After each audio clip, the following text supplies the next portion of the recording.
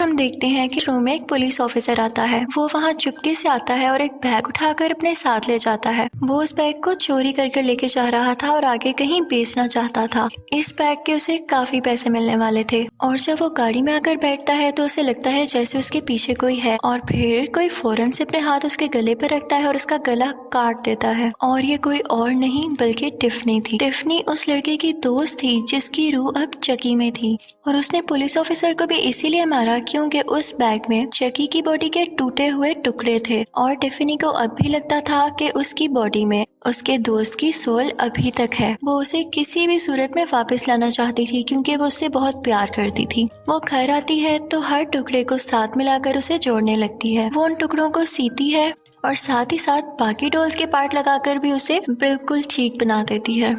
लेकिन चकी अब यहाँ पर बहुत खौफनाक लग रहा था। टिफनी तो इस बात से काफी खुश थी कि अब उसने चकी को ठीक कर दिया था। वो उसे लेटाकर कुछ नोट्स पढ़ने लगती है कि शायद इसमें वो सोल वापस आ जाए और ये उठ खड़ा हो, लेकिन उसमें कोई मूवमेंट नहीं होती। और फिर कुछ टाइम बाद टिफनी का एक और दोस्त वहाँ पर आ जाता है और टिफनी जब वापस मुड़कर देखती है तो चकी अपनी जगह पर नहीं होता। उसे यहाँ पे पता चल चुका था कि चकी अब वापस आ चुका है और जिंदा हो चुका है। यहाँ पर वो अपने दूसरे दोस्त को बांध देती है ताकि वो कुछ ना कर सके और फिर सामने आता है चकी और टिफनी के दोस्त के मुंह के ऊपर पिलो रख के यानी तकिया रख के उसका सांस रोक देता है और वो वहीं पर मर जाता है। अब टिफनी चकी को जिंदा देखकर काफी खुश होती है क्योंकि चकी के अंदर उस दोस्त की रूह थी जिससे टिफनी शादी करने वाली थी। और फिर वो चकी से बातें करने लगती है और उससे एक वेडिंग रिंग दिखाकर पूछती है कि क्या तुम्हें याद है इसके बारे में, ये मुझे तुम्हारी बॉडी के पास से मिली थी। यानी जिस वक्त उसके दोस्त की डेथ हुई तो वहीं से उसे ये वेडिंग रिंग भी मिली। तो ये सुनकर उसके दोस्त की सोल जो चकी के अंदर थी अब जोर जोर से हंसने लगती है। वो कहता है कि मैं तो तुमसे कभी शादी करने ही नहीं वाला था। ये सुनकर टिफनी का दिल बहुत ज्यादा दुखता है। वो गुस्से में आ जाती है और उसे कुछ समझ नहीं आता कि अब क्या करना चाहिए। तो वो अपना गुस्सा ठंडा करने के लिए चकी को एक केज यानी पिंजरे में बंद कर देती है। फिर दूसरी तरफ हमें एक लड़का दिखाया जाता है जो कि एक लड़की जेड को पार्टी के लिए पिक करने आया था। उनके साथ जैसी भी था, लेकिन असल बात तो ये थी कि जेड जैसी को पसंद करती थी, उस लड़के को नहीं। वो सब मिलके जा ही रहे होते हैं कि रास्ते में जेड का अंकल इन सबको रोक लेता है और जेड से कहता है मैंने तुम्हें मना किया था ना इसके साथ जाने से। और ये कहते हुए वो जेड को अपने साथ घर ले आता है। अब दूसरी तरफ जैसी काफी परेशान होता है तो उसका दोस्त उसे मशवरा देता है, यानी उससे कहता है कि तुम दोनों भाग कर शादी कर लो क्योंकि वो भी तुम्हें पसंद करती है और तुम भी, और इसमें बुरी बात क्या है। और फिर हमें यहाँ पर ये भी पता चलता है कि जेसी टिफनी का नेबर था, यानी उसके घर के बिल्कुल साथ रहता था। फिर हमें दिखाया जाता है कि टिफनी चकी को अकेला केज में देखकर उसके लिए एक ब्राइड भी ले आती है, यानी फीमेल डॉल, और उसके केज में रख देती है। फिर वो बात लेने के लिए चली जाती है और साथ साथ टीवी देखने लगती है। और फिर हमें चकी दिखाया जाता है जो कि उस ब्राइट डॉल के गले में से रिंग निकालकर वो केज काट देता है और बाहर आ जाता है। उसे बहुत गुस्सा था कि टिफनी ने उसे बंद किया और इसी बात का बदला लेने के लिए वो टिफनी के वॉशरूम में जाता है। वो देखता है कि टिफनी पानी में है तो इस चीज का फायदा उठाते हुए वो टीवी वहाँ से उतारता है और उसके बाद टब में फेंक देता है। अब जाहिर है कि पानी में करंट आ जाता है और टिफनी तड़प तड़प कर मर जाती है। चकी को इस बात का कोई अफसोस नहीं था और वो अपने साथ उस ब्राइट डॉल को भी लाया था जिसमें पहले तो कोई सोल नहीं थी, लेकिन अब वो इसमें टिफनी की सोल डालना चाहता था। वो टिफनी की डेड बॉडी के साथ एक रिचुअल करता है और टिफनी की सोल को उस ब्राइट डॉल में डाल देता है। अब टिफनी जब ये फील करती है कि वो किसी डॉल में आ चुकी है तो उसे बहुत गुस्सा आता है और वो घबरा जाती है।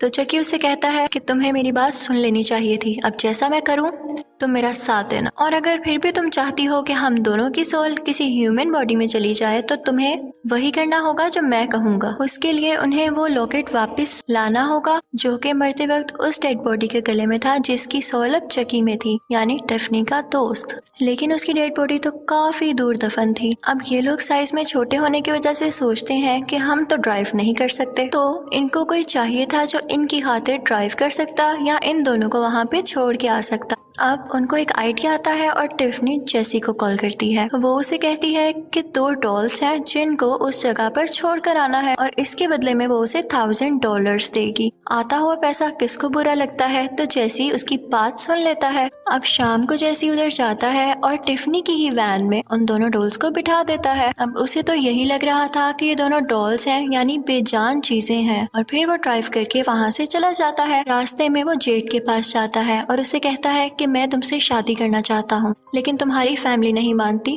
तो क्यों ना हम भाग जाएं। वो उसे बहुत इंसिस्ट करता है तो जेड भी मान जाती है और अब जेड अपना सामान पैक करने के लिए घर के अंदर चली जाती है। जेड का अंकल भी ये सब कुछ देख रहा था और वो नहीं चाहता था कि ये उनकी नीस को लेकर जाए, तो वो चुपके से जेसी की गाड़ी में ड्रग्स रख देता है ताकि रास्ते में पुलिस उसको पकड़ ले। लेकिन वो ये नहीं जानता था कि चकी और टिफनी भी वहीं पर थे और वो सब कुछ देख सकते थे। अब ये लोग थोड़ा आगे ही जाते हैं कि जेड के अंकल के प्लान के मुताबिक आगे पुलिस ऑफिसर खड़ा होता है ताकि उनकी कार की तलाशी लेकर वो ड्रग्स ढूंढ सके और उसे उसकी छुपाई हुई ड्रग्स भी मिल जाती हैं और इस बात का बहाना बनाकर वो उन दोनों को अरेस्ट कर लेता है। अब चकी और टिफनी को काफी गुस्सा आता है कि ये क्या बार बार हमारा सफर खराब कर रहे हैं, तो वो सोचते हैं कि इसे भी रास्ते से हटाना पड़ेगा। अब जेसी और जेड वहाँ से भाग जाते हैं और वो पुलिस ऑफिसर भी जेड के अंकल से कांटेक्ट करने की कोशिश कर रहा होता है और इसी दौरान चुपके से चकी उसकी कार में आग लगा देता है और उसकी कार ब्लास्ट हो जाती है और वो खुद भी मारा जाता है। फिर जेड और जेसी वो वैन लेकर वहाँ से चले जाते हैं। उनको ये सफर काफी अजीब लग रहा था और दोनों नहीं समझ पा रहे थे कि उनके साथ ये क्या हो रहा है। दोनों एक दूसरे को ब्लेम कर रहे थे कि ये तुम्हारी वजह से हुआ है। खैर फिर हमें दिखाया जाता है कि वो एक चर्च में जाते हैं और फाइनली शादी कर लेते हैं। अब वहाँ कार में टिफनी और चकी भी गाने सुन रहे थे और टिफनी को भी वो सब याद आता है कि कैसे वो उससे शादी करना चाहती थी। अब जेड और जेसी एक होटल में रुकते हैं। वहाँ पर एक कपल उनके रूम में आके जेसी का पर्स चुरा लेता है, लेकिन टिफनी ने ये सब कुछ देख लिया था। अब जब वो लोग अपने रूम में चले जाते हैं तो टिफनी वहाँ पर जाती है और उनकी छत पर लगा हुआ शीशा तोड़ देती है। उस शीशे के टुकड़े उन लोगों के ऊपर गिरते हैं जिससे उनकी फौरन से डेथ हो जाती है। यहाँ पर चकी भी था और जब वो देखता है कि टिफनी ने इतने ट्रिकी तरीके से इनको मारा तो वो उससे इम्प्रेस हो जाता है और यहाँ पे वो सोचता है कि इसको मेरी वाइफ होना चाहिए। इसी के साथ वो वेडिंग रिंग निकालता है और उसे पहना देता है और यहाँ टिफनी की आंखों से खुशी के आंसू निकलने लगते हैं और ये लोग भी जेड और जेसी के साथ ही होटल में रुके हुए थे। अब दूसरी तरफ दिखाया जाता है कि जेड और जेसी भी काफी घबराए हुए थे क्योंकि उन्हें लग रहा था कि ये जो सब कुछ हो रहा है उनकी वजह से हो रहा है। तो वो अपने एक दोस्त को कॉल करते हैं और पूछते हैं कि ये सारा सीन क्या है। तो वो इन्हें बताता है कि तुम लोगों के पीछे पुलिस लगी हुई है। सुबह होती है तो होटल की ओनर को उस कपल की डेड बॉडीज मिलती हैं। सब काफी डर जाते हैं और जेड और जेसी भी वहाँ से निकल आते हैं। अब यहाँ पर इनका दोस्त भी आ चुका था। वो उन दोनों से कहता है कि तुम दोनों में से कोई भी गलत नहीं है, तुम दोनों को गलत फहमी हुई है और अब तो तुम लोग हस्बैंड वाइफ हो तो एक दूसरे पर ट्रस्ट करो। इसी के साथ वो वैन खोलता है तो उसके अंदर जेड के अंकल की डेड बॉडी थी। ये देखते ही उसे भी शक हो जाता है और वो उसी की गन निकालकर उन दोनों पर पॉइंट कर लेता है। वो कहता है कि वैन से बाहर आ जाओ। उसे लग रहा था कि अब तक जितने भी मर्डर्स किए हैं वो इन दोनों ने मिलकर किए हैं। और यहाँ पर चकी और टिफनी भी मूवमेंट करने लगते हैं और खुद को रिवील कर देते हैं। उन्हें देखकर उनका दोस्त वहाँ से भाग जाता है और एक ट्रक उसके ऊपर से गुजर जाता है और उसकी डेथ हो जाती है। अब चकी यहाँ से गुस्से से कहता है कि फौरन से वैन चलाओ। यहाँ चकी और टिफनी उन्हें सारी स्टोरी बताते हैं और एक दूसरी वैन चुराकर उसमें ट्रेवल करने लगते हैं। इस वैन में किचन भी था और टिफनी चकी के लिए खाना भी बना रही थी। यहाँ पर इन दोनों में एक छोटी सी लड़ाई हो जाती है कि खाने के बर्तन कौन धोए और ये लोग बहस करने लगते हैं। तो इसी चीज का फायदा उठाकर जेड फौरन से आती है और टिफनी को उठाकर माइक्रोवेव ओवन में बंद कर देती है और जेसी चकी को उठाकर फौरन से विंडो से बाहर फेंक देता है। अब चकी वापस जेसी पर शूट करता है। उसके शूट करने की वजह से वैन का एक्सीडेंट हो जाता है, लेकिन लकीली वो खुद बच जाता है। वहाँ माइक्रोवेव से जली हुई टिफनी भी बाहर आ गई थी और वो बदला लेने के लिए जेड पर अटैक करती है,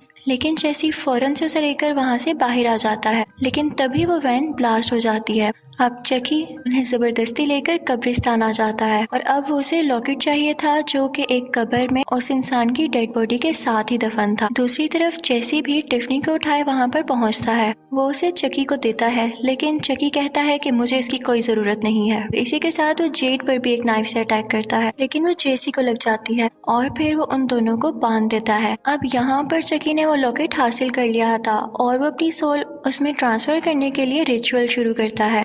लेकिन जब टिफनी ये देखती है कि जेड और जेसी में इतना प्यार है तो वो बिल्कुल बदल जाती है और अब वो उनको मारना या अलग करना नहीं चाहती थी और वो अब चकी के पास जाती है और उसे पीछे से एक नाइफ से स्टैब कर देती है। वो उसे कहती है कि हम अब जीकर क्या करें, हमें जीने का वैसे भी कोई हक नहीं है और इसी के साथ उन दोनों में बहुत फाइट होती है। यहाँ चकी टिफनी को नाइफ मारता है और वो बेचारी मर जाती है। इसी दौरान जेसी चकी को उसी कब्र में धक्का दे देता है। यहाँ पर एक पुलिस ऑफिसर भी आता है और वो लोग चकी पर काफी शूट करते हैं। चकी मरने से पहले कहता है कि मैं वापस जरूर आऊंगा। पुलिस ऑफिसर जेड और जेसी से कहते हैं कि तुम लोग अब घर जा सकते हो क्योंकि तुम लोग मासूम हो। उसके बाद वो टिफनी के पास जाता है तो देखता है कि उसके पास उसका बेबी पड़ा हुआ है। वो बच्चा बहुत खौफनाक था। वो उस पुलिस ऑफिसर पर अटैक कर देता है और इसी के साथ मूवी भी एंड हो जाती है। Thank you for watching.